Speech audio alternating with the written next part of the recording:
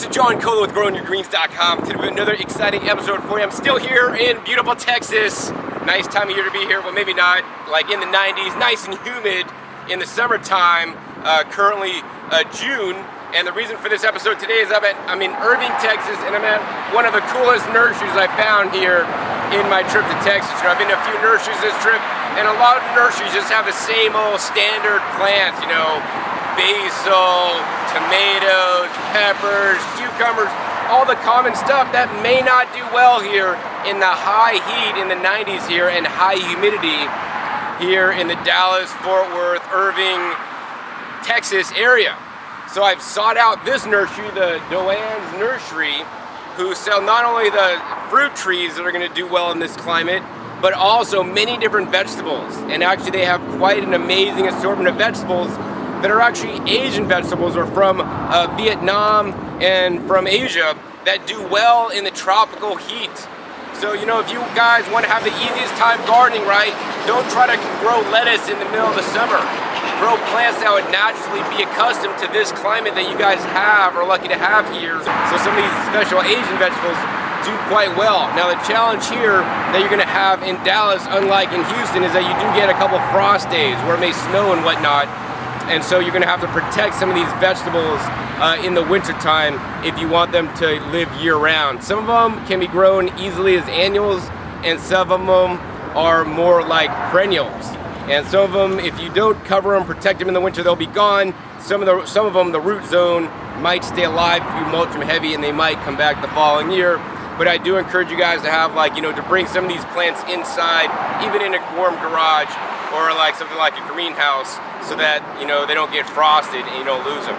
Anyways, let's go ahead and head into Doan's nursery and show you guys around. So this is the front of the nursery right here.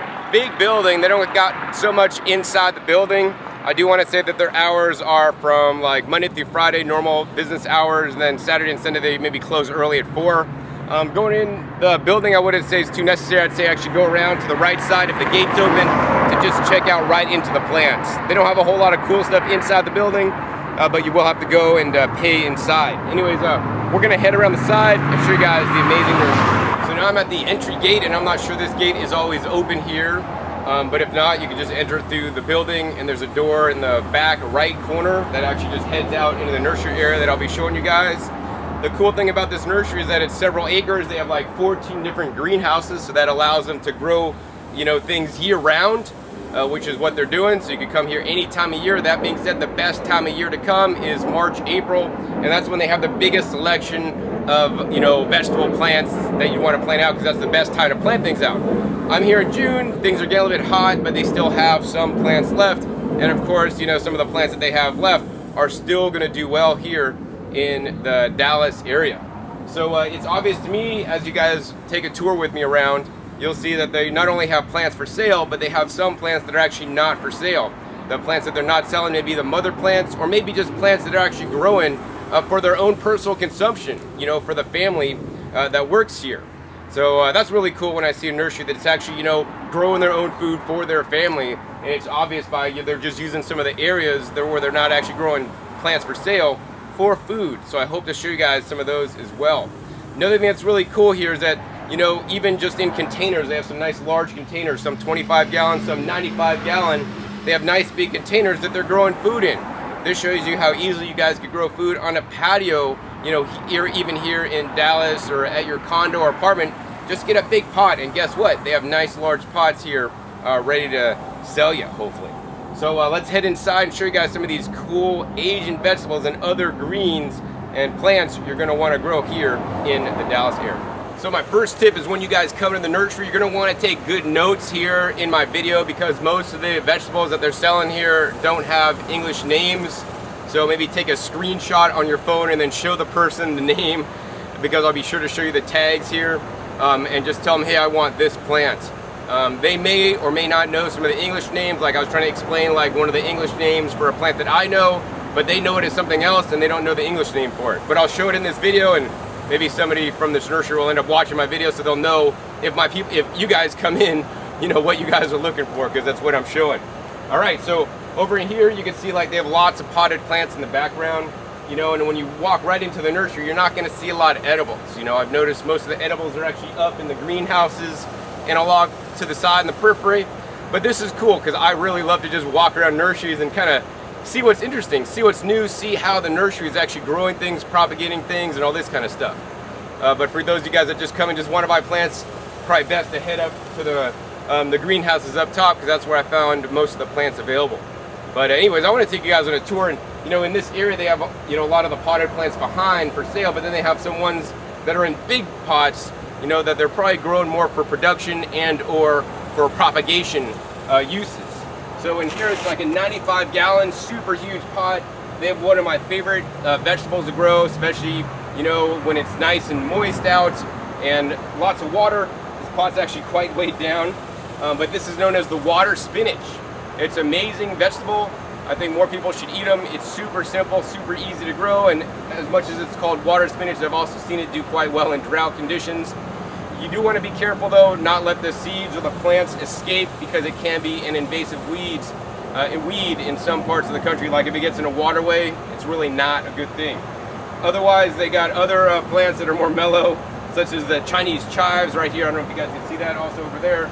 They got big pots, 25 gallons of like things like celery that's going to flower, and yeah, all different kinds of stuff.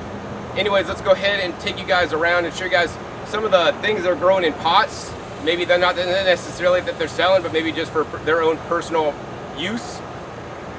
You know, to let you guys know that even if you have planted out your whole yard and it's full, you could get some nice large size pots and still grow plenty of food. So one of the first pots I want to show you guys, they have like 3 of them right here. They're like 25-gallon pots, like wine barrel size, but they're made out of plastic.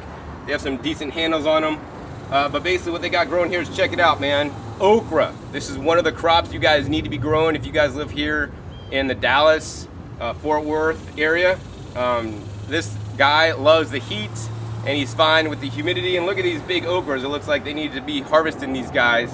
And basically, the amazing thing is they sell the plant starts that grew into these guys, and to fill this up would have costed you about $6. There's 4 plants in here, or there's actually four pack, 4 inchers. Each 4 incher had 2 plants in it, as I'll show you guys in a little bit.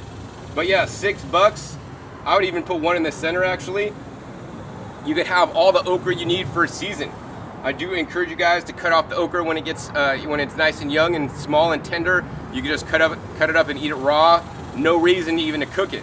Now when it gets nice and older, like some of these guys are kind of turning kind of like you know, more yellowish instead of green. They're getting more mature. At that point, I like to actually juice them in like an Omega NC800 juicer to get the nice gel out of it. Also, it could be cooked, or if you let it go a little bit longer, you could actually just use them and save them for seeds. But yeah, okra you should get to love because it is so easy to grow, right? And I want to encourage you guys, you know, like when you guys are gardeners, you guys want to try to like increase the kinds of foods you're eating. Some of these foods, if you're a standard, you know, person, you know, American, you may never have even seen some of the foods that I'm going to be showing you guys today. But the thing is this: if you live in Dallas or even Houston or here in Texas, they're going to be some of the easiest things you could grow here in the summertime, because it's just so hot and unhospitable to many common plants that we are familiar with. But people in Southeast Asia, Vietnam, this is what they eat, this is what they grow, this is what they're used to, and this is what thrives in the tropics. So I want you guys to get used to them and start growing them too, and incorporating them into your food, into your dishes, into your recipes. Because some of these foods have really high levels of different phytochemicals and phytonutrients that can be good to preventing many different diseases. You know, one of the reasons why I believe Asian people are so healthy is because they eat a high percentage of vegetables. And they don't tend to eat a lot of meat. They might eat a lot of rice too, you know. But you know, they live on a more diet based around plants instead of meats. But yeah, of course they have some meat in there for flavoring. Anyways, let's go ahead and show you guys actually some other cool plants in pots. So the next 2 vegetables I want to share with you guys that you may or may not be familiar with, that I've actually grown in the past and I love. This one over here is the edible chrysanthemum leaf, or Tung Ho. I think it might be the variety Shinguku. That one's maybe not the best idea for growing in the hot summertime. The leaves can get actually quite strong. I like to grow it in the mild winter time myself. But over on this side, here's another one. This one's actually growing as a weed, and this one may take over your space. It doesn't grow in the winter, but it loves the hot summer, and in a protected greenhouse, it'll easily grow year-round. I grew this once, and now I always have plants coming up in pots when I'm planting other things. So this pot was actually not planted out, and it has some kind of tree in here. I don't really know what it is, but underneath here, you can see the whole bottom is filled with this guy. And this is known as the jewel of Opar. And it looks like this, and it's a pretty common maybe weed for potted plants that are grown in greenhouses around here. The leaves are totally edible. It readily goes to seed, so you guys can see all the different little seed pods up on here. Little clusters, they look like they're so small, look like that. They bust open, and they have all these little black seeds that go everywhere. I don't think these are quite ready yet. But yeah, that's a nice mild green. I'd encourage you guys to grow. It can put out actually a lot of leaves if you're taking care of it. So here's yet another leafy green they're growing. And my channel, after all, is called Growing Your Greens. I want you guys to grow and eat your greens. They're some of the most valuable and beneficial foods on the entire planet. My goal every day is to eat 2 pounds of leafy greens. That can be accomplished easily by maybe juicing some of them and blending some of them, and of course eating delicious salads. And I like to mix up my greens. I don't just like to eat like 2 pounds of this. I'll have a half pound of this, half pound of the other one. And if I lived here and had access to this garden, man, I'd be harvesting like leaves off all these different plants that I'm showing you guys every day and making a nice, super delicious salad. And here's the hint or tip for you guys that may not be used to some of these greens and some of the flavors of these greens, right? Dilute them down. So it's not about an all or nothing diet, whatever you're doing in life. It's not about all or nothing, right? Get some nice romaine lettuce you like at the store or whatever, and use like half romaine and then half some of these more unique wild greens. And then it might be kind of more mild salad for you guys that you could get used to, and slowly but surely reduce the amount of romaine or standard lettuce that you guys are eating, because that kind of makes the flavor more mellow in the salad, because some of these greens actually have some really nice flavors that you might have to get used to. And so this could be a valuable technique for you guys. Anyways, this one here is known as the Red Malabar Spinach, another one I grow. You guys can see the nice red stems. I like to eat the red stems when they're nice and tender, like the end tips right here. Also, the young tender leaves are the most delicious to me instead of the nice larger leaves. This is kind of a gelatinous, a little bit gelatinous plant, but once again, a nice neutral flavor, right? And that's why I like a lot of these Asian vegetables have maybe neutral flavor. Some of them are a little bit stronger that you may have to get used to, but this one's really good. Also, as you guys can see, this one loves the heat, loves the sun. This is, once again, just in a container here. If you are going to grow the Malabar spinach, they have a red variety and a standard green variety that I'll show you guys in a little bit.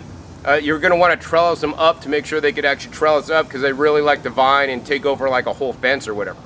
Anyways, let's go ahead and move on and actually show you another herb that's actually really cool to grow here if you like cilantro, and you can't grow cilantro easily in the heat of the summer. So what you guys are looking at here is, once again, another big pot of Culantro, C-U-L-A-N-T-R-O. That's the English word. I don't know the name they would call it here, but basically it tastes like cilantro. Normally for best production, you guys want to basically chop back the culantro as soon as you start seeing it to flower out. As soon as it starts to flower, you cut it back and you let it leaf out, and you want the nice delicious leaves that are at the bottom. So I mean, here's a larger leaf right here, although they get significantly larger than that. Let me show you guys that, yeah, right here. But even the tops are edible, just the small baby tips and tops right here. Now these ones do have, unlike cilantro, they have some little stickers on them.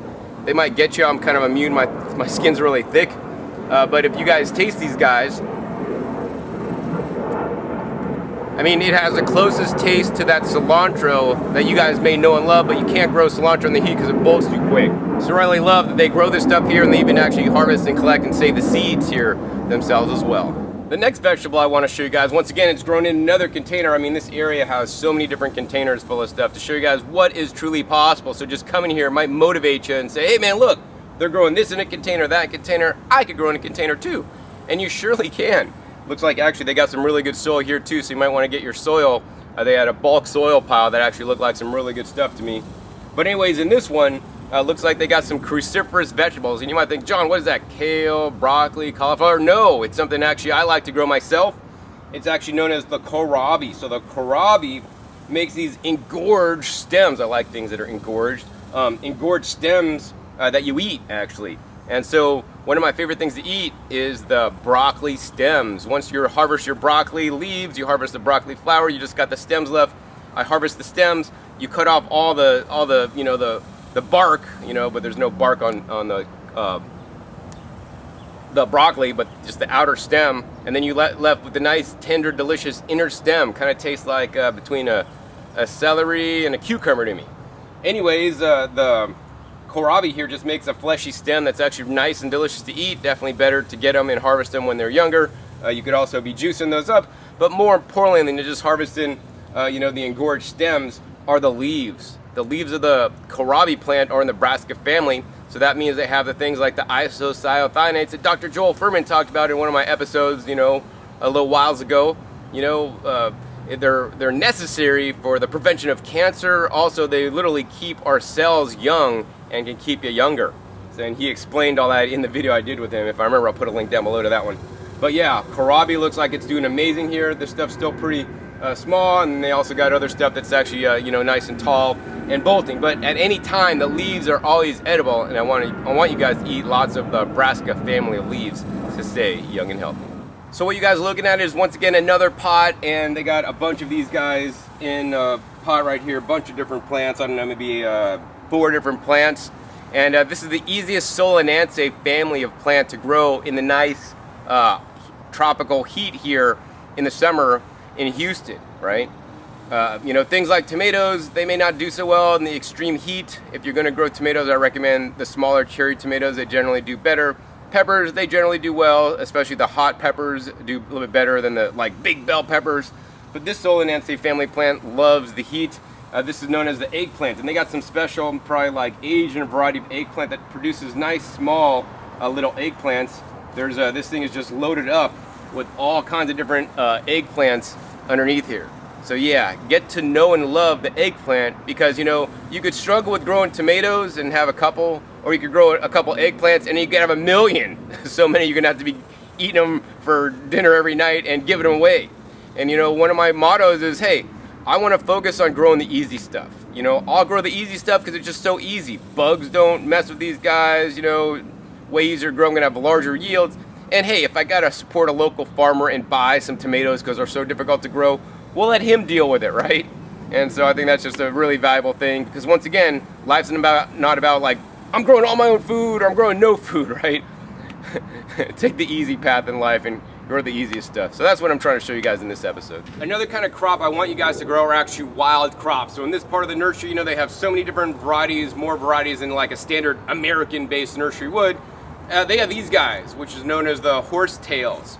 So the horsetails, you know, you may see those like, you know, just growing wild in streams and whatnot, but this is a place you could actually buy some good quality horsetail to grow. Horsetail is actually, you know, an edible plant, one of the highest in silica. Silica is essential for us and for the plants. They grow a strong backbone, and because these guys basically stand straight up, they got to pull a lot of silica in them. You know, that's kind of like plant bones, I do that in quotes, are made out of silica, whereas our bones are made out of like primarily calcium. But yeah, definitely one of the most valuable plants you guys can be growing for the silica, and they're super simple, super easy to grow, because after all, they are literally a weed. So next I'm gonna get to head up into the greenhouses in the place where they actually have some fruit trees. But over here they have a big pile of what I look to be like compost or soil. You know, it looks like some really good compost, really good soil. I'm not sure if they sell this stuff, but it would behoove you to get some good quality soil to grow in. I haven't fully checked this stuff out. I don't know what's in it, but to me, just looking at it, it looks pretty good. Provided it doesn't have any biosolids in there, I would totally go for it. That might be a little bit expensive, but hey, you know what? Even more than the plants that you guys are buying, the soil is the most important thing in your garden. So I want you guys to invest in your soil. Does that mean spend the most money on your soil? Not necessarily. You can get some really good soil for some low cost, and just because you're spending more on bag soil doesn't mean you're getting good quality soil. It can be really poor quality crap soil that you guys are getting ripped off on. And I haven't researched the soil situation here in Dallas yet, but I have researched it in Houston, and there's a good place in Houston, or Conroe, outside Houston, I've checked out. Maybe one of these days I'll be able to find a good place around Dallas for you guys. Anyways, let's go ahead and head up into the greenhouse. One of the things I love about the Doan Nursery here is that, you know, around every corner there's something growing, whether that's in a pot or whether there's a small patch of, you know, dirt or soil that they're actually growing in. And over here on this hurricane fence here that separates parts of the nursery, they actually have all these leaves. And these leaves, if you're like, John, what are they growing? Cucumbers, squash? Yes, it's in a curbit family of plants. But what these guys are the loofahs. So here's some big loofah gourds right here. Loofah gourds can be eaten when they're young and tender and delicious, and I would encourage you guys to grow them and eat them and harvest them young and small. They're quite delicious. When they get old, you could, grow loofah gourds for sponges, right? Super cool, super easy to grow, and they really love and thrive in the heat, unlike some varieties of cucumbers that actually can, be hurting in this heat here. So now I'm standing in one of 14 different greenhouses. Some of them are connected together to make large greenhouses. I'm standing in one of them, and pretty much in the summertime, middle of the heat, this place is empty. They have the roof off some of them because, man, it just gets so blaring hot. I'm sweating up a storm here. But the reason why I came in here, because I want you guys to have awareness of your surroundings and when you're walking around nurseries, and I want you to look and see what's happening, right? In this nursery, despite it actually being kind of not used for the summer, there's things growing here underneath. And I know what these things are. You guys might not be, but basically underneath here, looks like they're not even being cared for so much. Maybe they are being watered a little bit, is the shiso. The shiso is related to the mint family or basil family of plants. They grow quite well here in the heat. In my garden, I grew like a couple plants, they dropped seeds, and now they're all over the place, right? So what better and easier thing to grow than the stuff that basically will grow as a weed on your property? Like these guys, they must have grown up top and some of the seeds dropped, and then they have all this shiso now that they could harvest from. If you go into some Korean supermarkets, you could buy, or Japanese supermarkets, you could buy a nice large big leaves of shiso, maybe like 5 leaves for like $1.50 or $2. They sell for a lot of money. These things are quite revered and valued in some Asian cuisines. And I want you guys, to start including them in your diet as well. The reason why I like some of these guys, is especially this variety, the Britton Shiso. If you look at the back side, it's just a green leaf, and on the underside, actually, it could be quite purple. This one's actually not quite as purple as maybe some of these other guys underneath here, and these have probably been cross-pollinated, so they're different kinds of shisos. But yeah, I really want you guys to eat those purple-colored pigmented foods. They're rich in anthocyanins that can help you shed the pounds and get real healthy. So this is a nice shot I thought I'd show you guys here. Now we're out of the greenhouse in an area where they actually have mostly fruit trees with some other things growing, but they have these nice large pots. I think they're like 25-gallon pots, nice huge pots. And if you guys can't find nice large pots, the cheapest place generally to get them is a nursery, because they have like piles of pots here they may sell, but for them, actually, they're more valuable for them to actually grow plants in them. So if you can't find them, I would encourage you guys to check hydroponic stores. Hydroponic stores also often have the lowest prices on big, large style plastic pots. Some of the blow molded pots like they're using here, some of the least expensive. So anyways, over in this pot here, once again, they got that shiso that I know and love so much. It is so dense. They have so many different plants. You could probably just seed these guys out in there, and you could have basically shiso for the year in one pot. And aside from the shiso, they have the brothers and sisters, or maybe cousins of the shiso right behind. I don't know if you guys can see that over there, but they have a nice big pot of basil. And then over behind me, over on this side, they have a couple pots of actually some unique Asian mints. And so all these family of plants are similar. As you guys know, the mint family of plants will actually throw out runners and spread along and inside your garden. I haven't found that to be true with the basil or the shiso. They will not run on you, but the thing is, the basil I haven't ever had problems with going to seed, dropping seeds, and then coming up in massive amounts. But you got to be wary of the shiso. It goes to seed, it'll drop seed, and the seeds will be very viable and come up everywhere. And the other thing I would encourage you guys to do, in the greenhouse you guys just saw, in the periphery where it's not really valuable space, maybe the seeds drop, maybe they intentionally planted them. Just take some of the shiso seeds and just throw them out in the areas of your garden that you don't really care about. Guess what? They're probably just going to come up as a weed, and then you guys will be growing more food without even trying. So another plant I saw here that I'm quite curious about, and one of the things that this nursery needs improvement on are a few things. Number one is labeling of plants, right? This nursery, in my opinion, is probably the worst with labeling of plants, because hardly nothing is labeled. All these things in pots that I've been showing you guys, nothing's labeled, and if I didn't know what they were, then I wouldn't be able to share with you guys what they were. Luckily, I know like most of these plants. There's a few of them I don't know, but I wish they actually had a better labeling system and things were tagged on the pot, or you know, they had signs that would actually tell you guys what everything is. The other thing I think they need improvement on is water management, right? They're watering all their crops, which is great. They look quite healthy. They're actually some of the healthiest plants I've seen in any nursery here. The challenge is, in my opinion, they're wasting a lot of water that's actually running off into the land. And so, you know, I know water's cheap, but it kind of makes me sad that there's so much water pooling around the property here. And, you know, I know they can improve this, or at least somehow, you know, put in sump pumps, have the water directed into one area, sump it up, and then reuse that to water the plants next time instead of having to use virgin fresh water each and every time. Anyways, over in these pots, these are the plantain, right? That's another wild weed. It may be growing already in your lawn, but these plantains are actually some nice large leaf plantains that I've actually ever seen. You know, they're known in the herbal world as one of the best healing plants. You know, taking some plantain, chewing it up, spitting it out, making a plantain, you know, bandage for you guys. Also, they're really excellent to eat. They're actually quite fibrous, and they make all these amazing seeds that they make the psyllium, you know, that's rich in fiber for you guys. So yeah, plantain, another edible weed I would encourage you guys to grow in the periphery. So in this area they have, you know, some of the fruit trees for sale, but also down in the ground there they actually have a sweet potato vine. So I'd encourage you guys to grow the sweet potatoes, and that'll create the nice vine, but also create a high and healthy carbohydrate source for you. I'd encourage you guys to try to find the purple sweet potatoes. You can even go to a Whole Foods or Trader Joe's. Sometimes they sell the purple sweet potatoes and just buy them, and then you can just plant them in the ground. That's the easiest way, or you could start them in some water and then cut off all the slips from them. But you know, the sweet potatoes are the easiest ground cover you guys could be growing to cover the ground, but also more importantly, grow some food, and more importantly, some food that'll store through the winter. Man, there are just so many things to look at here. This nursery is just so cool. I could spend probably half the day here, but I gotta actually get going because I'm hitting a farm later today. But I want to stop real quick before I hit in the greenhouses, which I've been detoured, is show you guys actually some of the fruit trees they're offering here, right? Dallas, unlike Houston, you know, where I normally come in Texas, you know, does get some cold days, does get some frost days. It can be snowing here as well.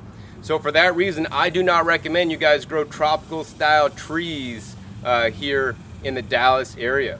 I would encourage you guys to grow some of the subtropical trees, and some of them are actually quite amazing. They actually have quite a good selection of some of them here that may be hard to find otherwise.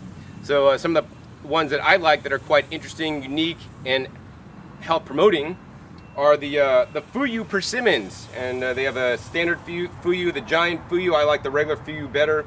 They also have a high chia variety, so persimmons, nice, rich, deep orange color, rich in the beta carotene for you guys. Plus, they're an amazing sweetness, and you know, at least 10 times better than an apple if you get a ripe one. Also, they have things like my favorite jujube. And the sugarcane jujube, probably one of the favorites, Lang, and they got the GA 866 variety. Jujubes are probably going to produce the best out of any tree here. They produce lots of fruit. You're always going to have something to eat. You can eat the unripe jujubes as apples, and I prefer them when they're kind of more a little bit dried, and they're like they make jujube fruit, or basically the Chinese dates, which are excellent. They're nice and sweet, better than the standard dates. Also very medicinal and health promoting according to Chinese medicine. Of course, they also got things like pomegranates, pears, apples, and peaches. Not so interesting, but let's go ahead and turn the camera over a little bit this direction. So over here in this direction, they have lots and lots of the loquats, another one of my favorite fruits here, and I think they got named varieties of loquats that produce nice large fruits. You know, another one that this is an evergreen. It's going to keep its leaves year round, look pretty, but also provide you with some nice, delicious fruit. So as I said before, you know, this nursery, besides just actually selling you guys the plants, they actually grow a lot of them themselves. Here's a jujube tree they actually have growing. I don't know what variety, but you guys can see, like, look at all the fruit, man, that's loaded. This tree is just totally loaded with fruit everywhere. Jujube is probably one of the healthiest fruits you guys could eat. You know, I'd probably wait for them to get a bit larger than this. You could harvest them green, once again, eat them like apples. But more importantly, you know, depending on where you live, you might be able to let them dry on the tree to get a nice dried fruit that'll save. You know, to me, when they're dried properly, not over dried, they have a texture of like angel food cake. They're actually nice and spongy with a tad bit of sweetness. but lots of delicious fiber and other phytonutrients for you guys. So finally, I'm gonna get to take you guys into the main greenhouse that has lots of different vegetables. Even this time of year when it's so hot in June, they're probably just gonna end up selling out of whatever's left, and then they're not gonna have any more for the most part. So yeah, best time once again come March or April. The other thing I want to say about the nursery here is that unlike if you buy a plant at some nurseries that may have a plant guarantee, or Home Depot or Lowe's that have a 1-year plant guarantee, so if something happens to that plant, it dies, whether it's a fruit tree or a vegetable or whatever, you can actually take it back with your receipt, the dead thing, and they'll give you a credit or another plant. Here, it's an Asian-owned nursery, and there's no plant guarantee. So kind of like when you go into one of those Asian stores in Chinatown, it says, if you break, you buy. I like to say, if you buy, you own, and there's no refunds, right? Oftentimes I go into Asian markets and buy like tropical fruit, like jackfruit. There's like no refunds. So if you get up one and if you open it up, it's not sweet, you own it, right? You can't return it. And that's just what it is. Some of the prices, especially on the vegetables, are so cheap that, hey, it's worth the risk, worth the investment. You might want to think a bit harder on some of the fruit trees and make sure you get a nice fruit tree and that you know how to take care of a fruit tree. And you look and buy a healthy one before you buy it to ensure your success, so you're not going to lose your investment. Anyways, let's go ahead inside the greenhouse and find some cool plants for you guys. So this is what it looks like inside the greenhouse. Basically, they got I think most of this actually still, well, some of it has plastic, some of it doesn't. It actually gets quite warm in here. I'm probably losing a couple pounds. It's like being in a sauna making this video for you guys today. But to me, this is like fun. Anyways. So inside the greenhouse here, they have lots of plants they're propagating themselves. So I really like that about, this nursery. A lot of nurseries, unfortunately, in this day and age, don't actually propagate and grow their own plants. They actually just buy them from somebody else, put them in their nursery, they mark them up, and they sell them. So because they're growing their own plants, they could actually charge you guys less. And I find that in general, if a nursery grows their own plants, they're of higher quality than ones that are just buying and reselling. Now, in this area, they have some of the plants that are actually propagating themselves, some of which are edible, many of which are not. But also, that's very interesting, in the back wall, they created a lean-to against their greenhouse and against the fence to actually grow some of their own food. So I'll be sure to show you guys that next, after I show you guys the cool edible that actually can be quite hard to find, and I'm surprised I found it here in Dallas. So over on this side of the nursery, they got these guys right here, and I know these as katuk. When I first came in, I saw them that they're growing them in the back of the greenhouse on their lean-to, and then I asked them, hey, do you guys have the katuk, or sometimes they call it sweet leaf in English, although that's also known as stevia sometimes, or this Aztec sweet leaf herb. Anyways, this is the katuk here, which is what we call it in English, or the Latin name is Ceropus androgynous or something like that. But yeah, this is another one. This one will do well in the tropical, hot, humid heat. In the summer, it does not like the freezes. So this one you're going to want to grow in a pot, in a container, and definitely bring it indoors for the winter. Or at least if you grow it in the summer, you could just take cuttings off this, stick the cuttings in like a vase of water, and actually they'll root, and then you could grow them indoors with your cuttings. Generally, I find that if these guys freeze down, the roots won't make it, and they won't come back, especially if it gets too cold here. So if it's like snowing outside, these are still under the ground, ain't gonna make it. So you're just gonna come back here, and every season after your last frost date, in March, April, buy these guys and plant them and grow them the whole season. But yeah, amazed to have them. They have these here in 1 gallon. I'm not exactly sure how much they are, but if I lived here, for sure, I'd have a couple katuk plants that I kept alive year round. So now I want to show you guys actually real quick, the back of the greenhouse. They have like a fence, which is their property line, but off the back they have some poles and some wire, basically fencing across the top to kind of make a little trellis support, and they're growing things along the back side. So they have lots of the more tender Asian vegetables growing, including the Malabar spinach that I showed you guys earlier. They got some of the loofah gourds, and also bitter melons growing. Also they got the katuk, and also a dragon fruit that I had some plants next to the katuk. They have a dragon fruit growing. I don't know that I necessarily recommend growing dragon fruit here unless you had a greenhouse, because it doesn't like the frost either. But yeah, lots of stuff growing in the back periphery. I'll actually give you guys a nice shot of some of the bitter melon that they're growing, and encourage you guys to grow the bitter melon, a quite unique and a healthy food to eat from Asia. So I don't know if you guys can see that here, but along the side here, there's all these bitter melons growing all over. These things are so prolific.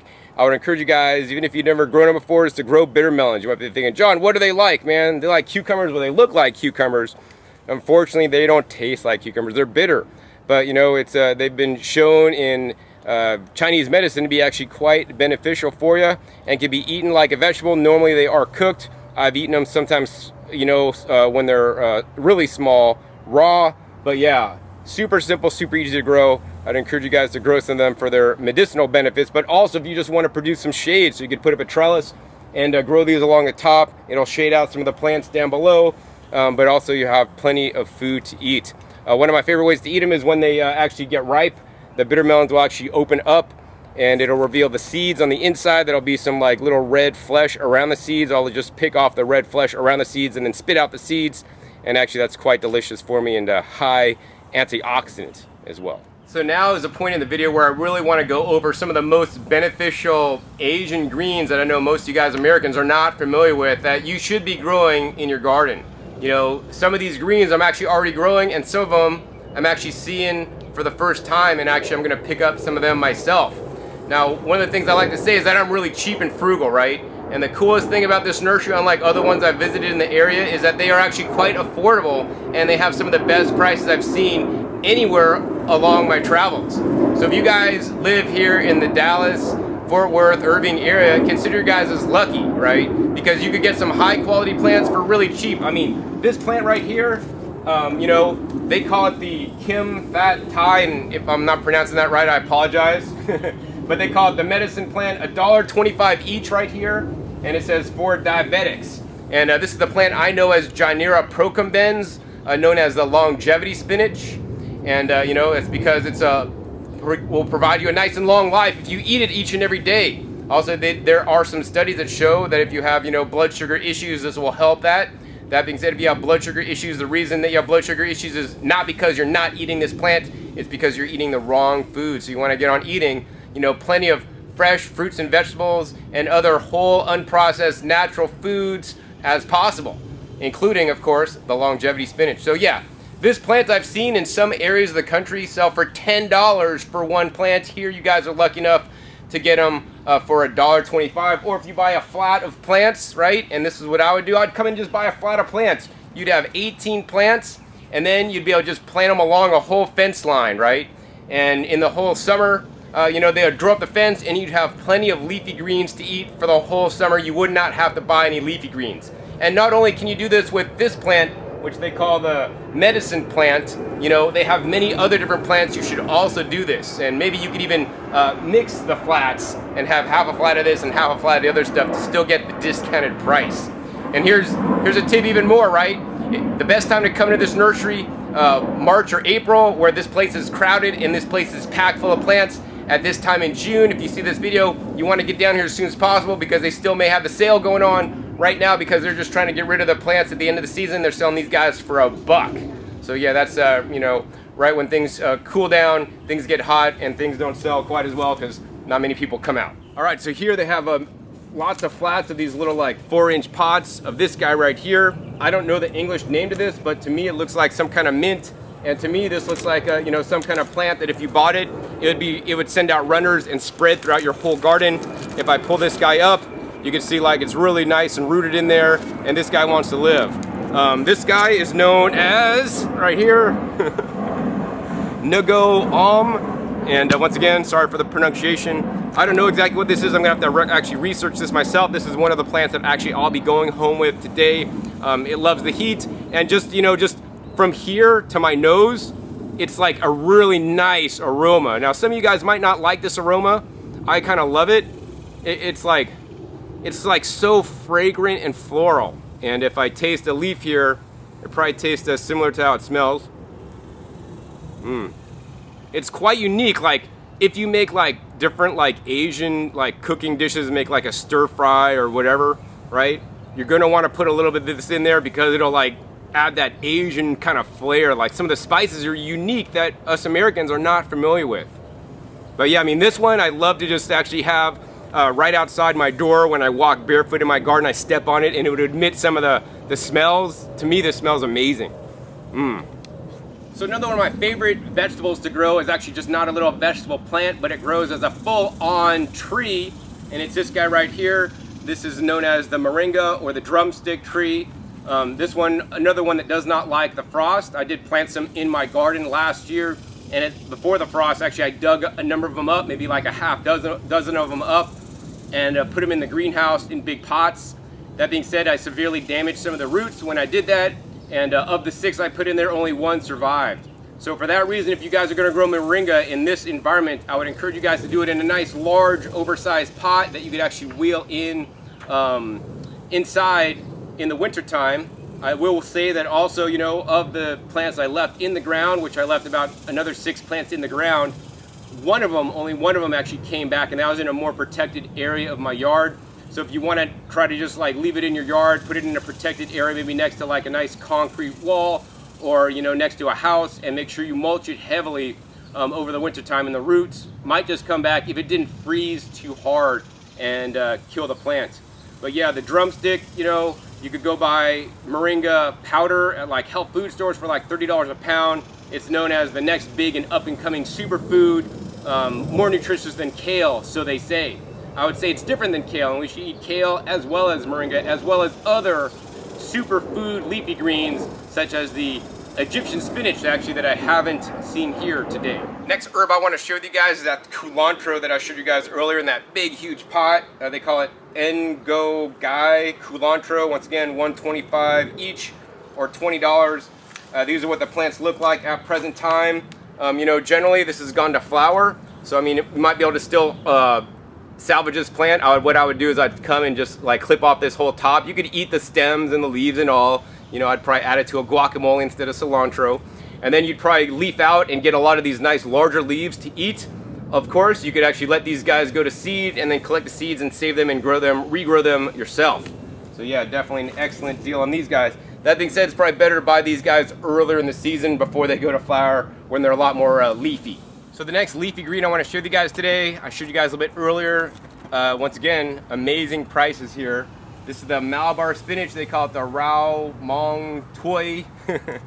And they got the red Malabar. And if you're only going to get one, I would recommend the Red Stem Malabar. These actually are really nice plants, really thick stems. These guys are just waiting to be bought and taken home, and the roots to be able to spread out in the ground. And then these guys to like vine up like 20, 30, 40, 50 feet over the season. But I like the red ones because of the red you know, stems. They're more nutritious than the standard green stems. And this is the green stem version right here. And yeah, they're organic here. They definitely got some bug holes. You want to make sure, you know, they have a big selection here, so you want to try to pick out the healthiest plant as possible. On the Malabar, I would look for one that actually has the least amount of yellow leaves on the bottom. That may be because they're maybe not watering as much as they should be. And also have a lot of nice leaf growth on the top, also as tall as possible. But yeah, even these guys looking a little bit rough right now, take them home, give them some TLC, tender loving care, and they're going to be taking off for you guys and filling up a whole trellis or a whole hurricane fence, providing you guys lots of food. You know, this one, along with Janira procumbens, some of my favorite leafy greens that I've seen here today. So another leafy green I really love that I actually haven't grown so much and haven't been so successful in growing it myself, starting it from seed, but things are a lot easier to start from plants than seed, and I travel so much and I can't always take care of my seeds the proper way. So that's why I love nurseries, where I actually just buy the plants and bring home healthy plants and let them grow. And so that's what I encourage you guys to do, especially if you guys are new gardeners, right? You guys have had problems and challenges starting your own seeds. Buy the plants, you know, here they're actually at affordable prices. But this one's actually known as the water spinach. I showed you guys this one of the first shots. You know, one of the favorite greens that I showed you guys. It's a Rao Muong. And yeah, this one, it'd be best to plant near like a downspout if it's raining. I mean, it just rained earlier today, so the soil stays moist. If the soil stays moist on these guys, let me show you guys what happens. Looks like these guys over here kind of getting a little better watering. So these guys are like a lot more fuller. The leaves are a lot like fatter and thicker. And over here, this guy maybe not getting as much water. You guys can see the leaves are a little bit thinner, but this plant is still holding on and surviving. But yeah, once again, these are some leaves that could be eaten just like lettuce. They have a really nice mild flavor, in my opinion. and just add them to salads. And this one's going to be even maybe potentially taken over, so you want to control it in in a controlled area of your garden. Keep it confined to a raised bed or a pot, not just in the ground somewhere where it could actually take over and spread out. And be concerned if you live near any major waterways that stay wet all year. Yeah, we don't want to let these guys get invasive into our landscape here. All right, we're finally running out of the plants here to show you guys, but I want to show you a few more. Number one, the basil. I find that the Thai basil does quite well. I believe that's the variety they're growing here. They are keeping up and cutting some of this back. On the basil, I would encourage you guys to find one that actually, is trimmed back and is actually quite wide, right? That has a lot of upright shoots. That means it's going to produce more leaves for you. If it is flowering, just chop the flowers off. I actually add that to my salads and to basil pesto I'm making or whatever. Over on this side, they got some nice, amazing okra. And I wish I was here because I'd probably buy like all their okra out and bring it home and plant it in my garden. Unfortunately, I'm flying home like tomorrow night. But yeah, this okra, once again, $1 at this time, actually late in the season, on sale for $1. These are amazing, healthy plants. There's basically 2 plants for $1. And as I showed you guys earlier, get a 25-gallon pot, fill it up with some good soil, and you could plant like 4 or 5 of these guys and probably have okra for the year. Once the okra gets productive, they produce a lot of food that you got to keep harvesting on a regular basis. Another thing I want to encourage you guys to grow, and this kind of been interspersed in this video today, besides the greens, are the herbs. Herbs are some of the easiest things to grow, and they actually have lots of different Asian herbs. I showed you some of the Asian mints, some of the Asian basils, and even some ones that I actually really didn't know what they were. Oh yeah, and the shiso, of course. But right here, what we have is the oregano. So we got the Cuban oregano here. This is a nice fleshy leaf. Once again, this one does not like the frost either, so keep this in a frost-free zone and be close to the house, protected in the winter, or bring it inside. But yeah, this has a nice, strong oregano-style flavor. Now, I think the last herb, I've saved the best for last, the one herb that could help you guys with your memory. So I've saved the best for last, and one of the herbs I love the most is just right here in this big container. They have actually one outside, one inside. They're doing about the same, whether it's full sun or some partial shade. And this one is, I know, as the go-to cola.